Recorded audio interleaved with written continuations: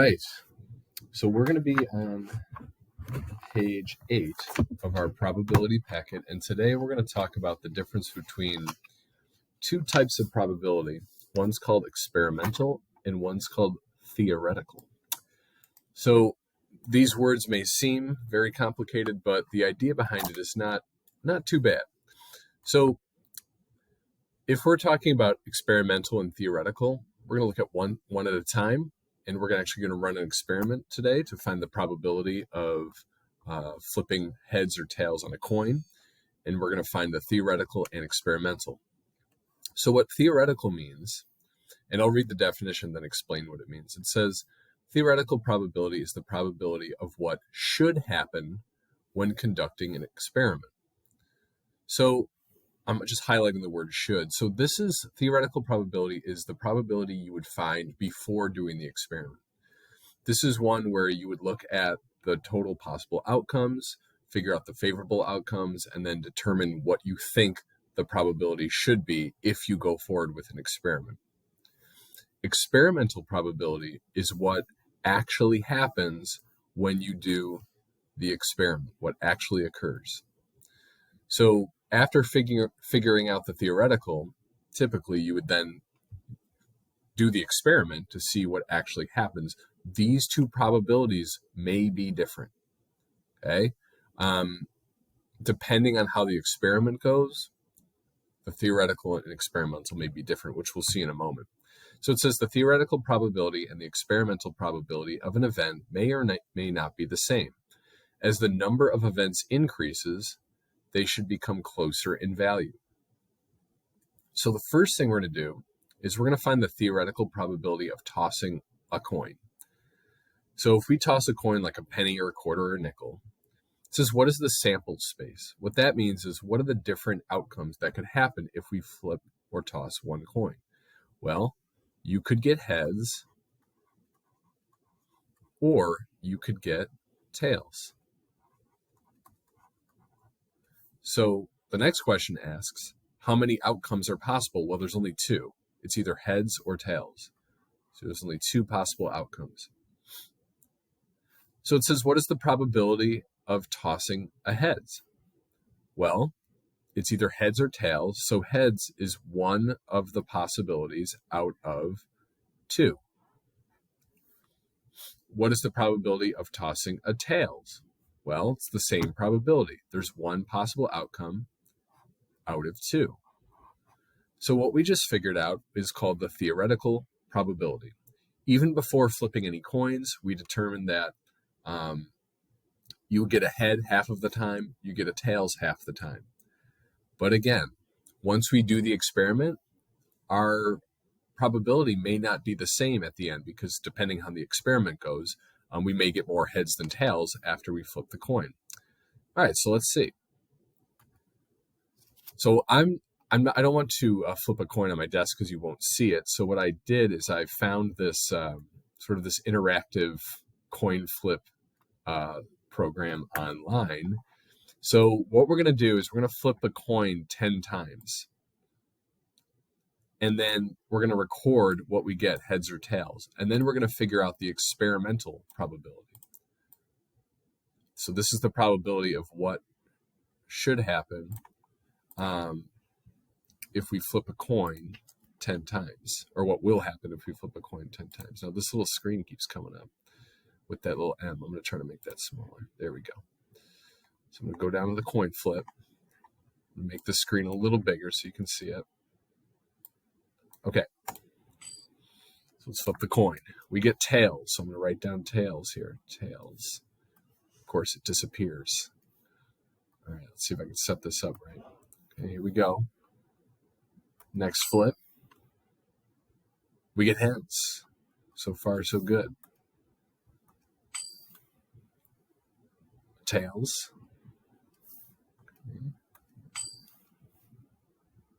Heads. Okay, so we're going back and forth, back and forth. Another tails. Look at that. Another heads.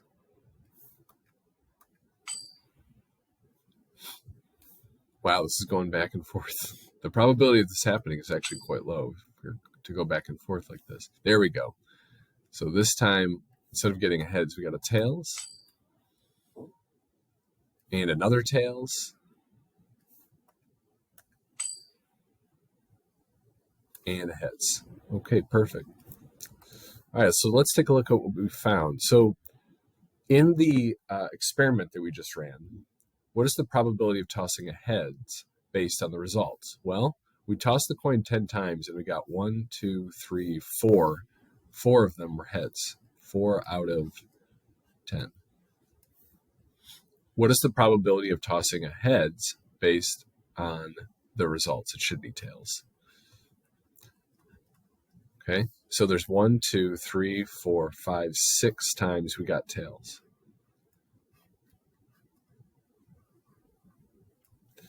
All right, it says based on your results, how many times would you expect heads if you did this experiment 300 times? So we got heads 4 out of 10. So if we repeated this experiment based on our results, you know, different people will have different results because of how the experiment went. If we can get from 10 to 300 by multiplying by 30. We can do 4 times 30, and we get 120.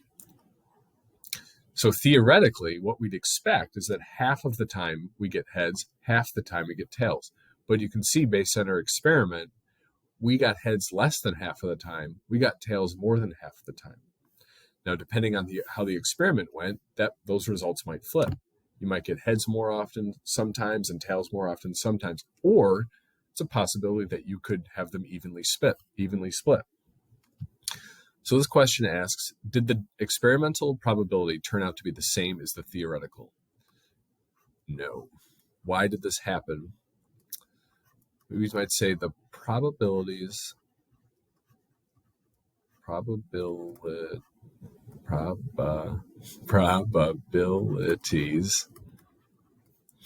are different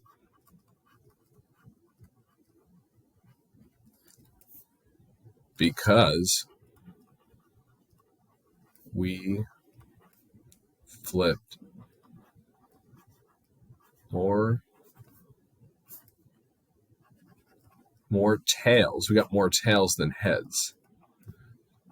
The theoretical probability said that we would get the same number each time, but when we ran the experiment, we got more tails than heads. So this shows that the experimental probability is different than the theoretical probability. What you expect and what actually happens might be different. So it says combined class data. Well, we don't have the class data. It says probability of heads for the class. If there's like 20 people in the class, or be out of 200. If we were to run this experiment for the class and we hit the same results, out of 200, we would have had 80 heads. And if we ran we got the same results for the class, we would have gotten 120 tails. Did the probability change with more data? We can't tell because we didn't run the experiment with the whole class. We might say, I would expect it to be maybe a little closer, actually. Change that, maybe 100, maybe 85 or something, and 115. So the thing is, when you run an experiment like this more often, a lot of the time when you gather more data, your probability gets closer to the theoretical probability. So we'll say, yes, our probability got a little tiny bit closer when I changed the data. Why did this happen? When you run the experiment more,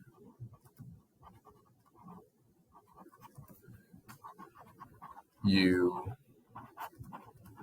tend, which means like usually you tend to get closer to theoretical. So once you do the experiment, if you do the experiment like 1,000,000 times, you'd probably get closer to the theoretical probability than if you did it like 10 times. So the more times you do it, the closer you get.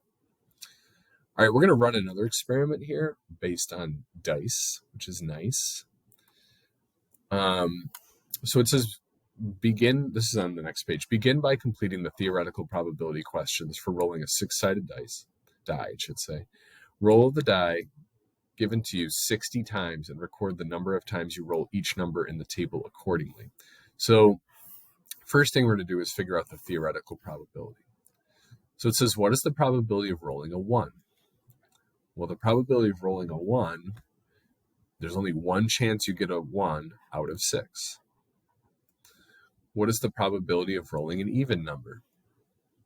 Well, there are 3 even numbers from 1 to 6, 2, 4, and 6. Those are all even, so that would be 3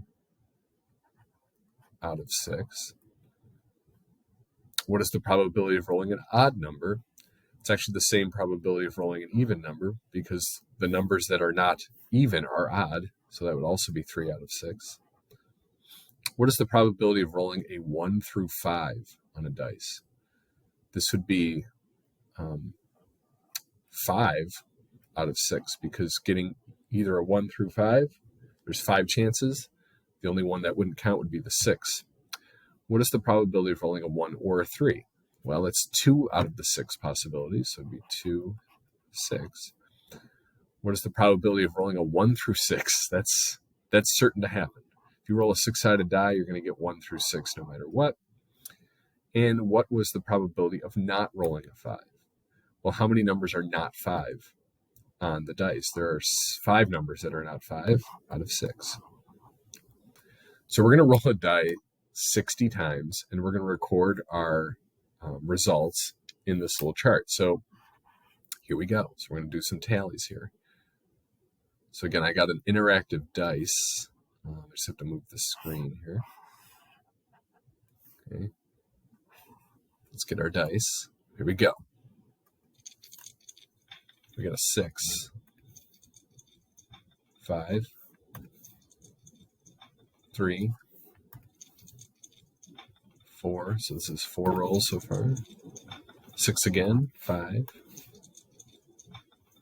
6. I'm just going to count these up. 7, 8, 9, 10, 11, 12, 13, 14, 15, 16, 17, 18, 19, 20, 21. Uh-oh, I lost the pen. 1 second. There it is. Sorry about that.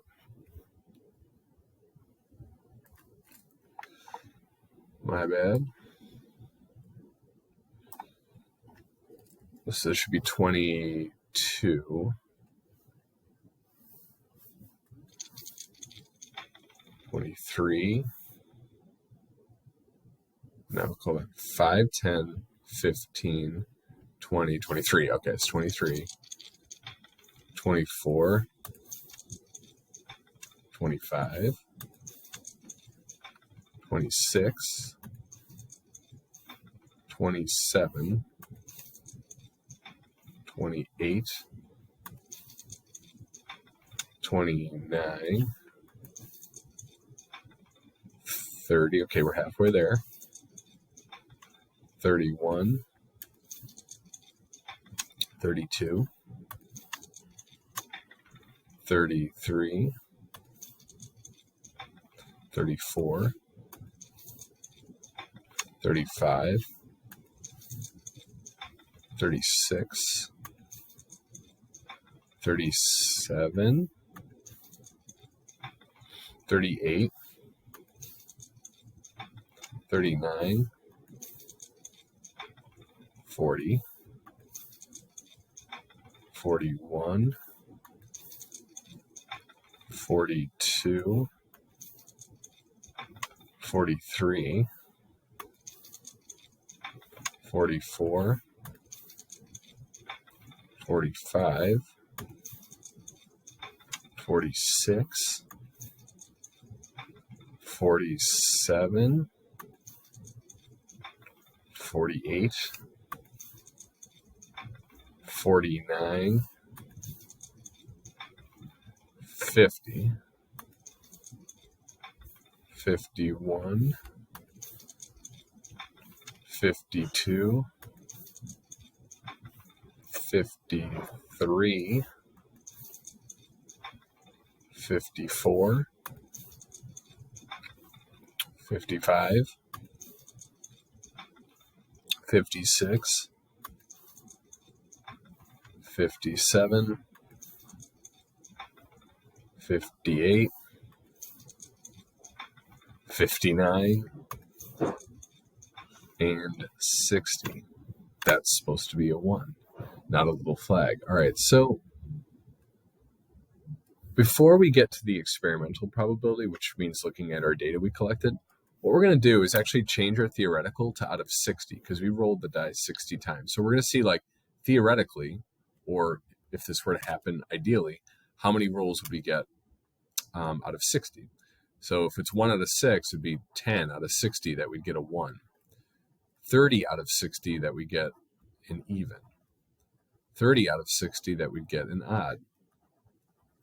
50 out of 60 we get a 1 through 5. 20 out of 60 we get a 1 or a 3. 60 out of 60 we get a 1 through 6.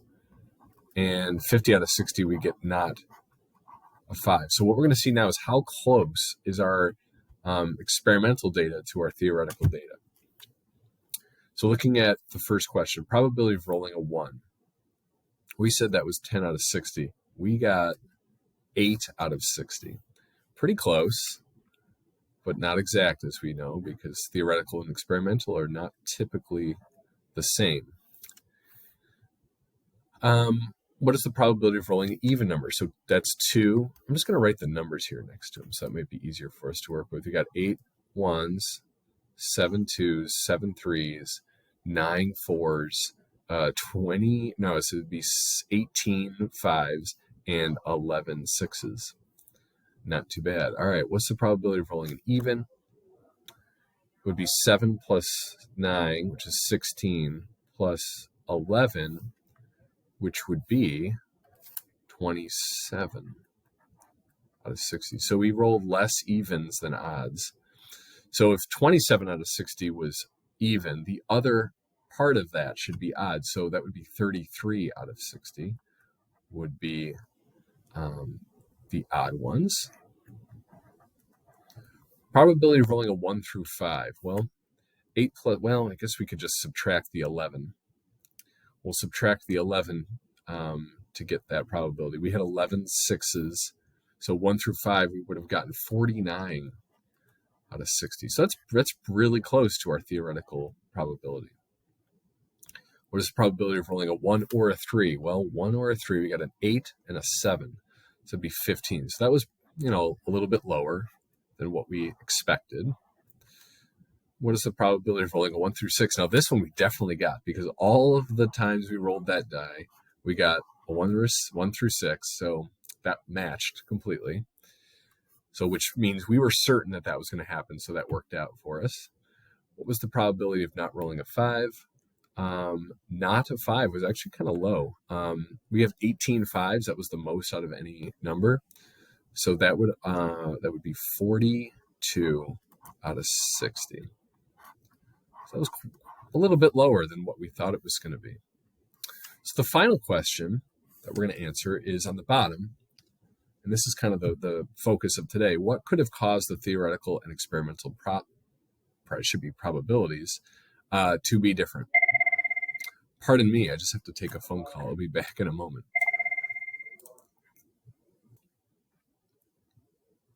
Okay, I'm back. All right. So the last question, just get rid of that word properties. That shouldn't be there. Again, this is the first time we're doing this unit, so we'll have to correct those typos and mistakes. What caused the experimental and theoretical probability to be different? And the reason it's different is really when we roll the die 60 times, we would expect like 10 for each. Each number we'd expect to roll 10 times out of 60, and that didn't happen. So we expected each number to be rolled 10 times out of 60. And we can say like each number was more or less than 10. Each number we got was more or less than 10. Some were pretty close to 10, like 4 got pretty close, 6 got pretty close, but 5 was like way more, and 3, 2, and 1 were a little bit less. So that's how we can kind of notice that what we thought was going to happen and what actually happened was different. I hope that those 2 experiments went well for us. I hope you have a great day, and I hope to see you soon. Bye-bye.